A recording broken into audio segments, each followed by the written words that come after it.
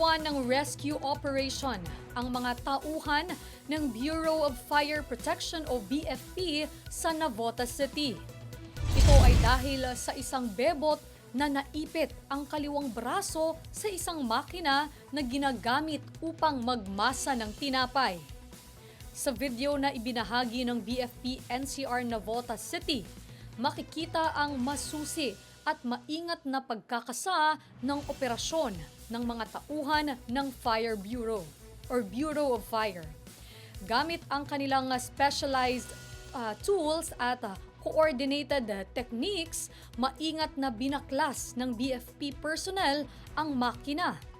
Matagumpay namang naialis sa pagkakaipit ang braso ng biktima at agad din itong nadala sa ospital.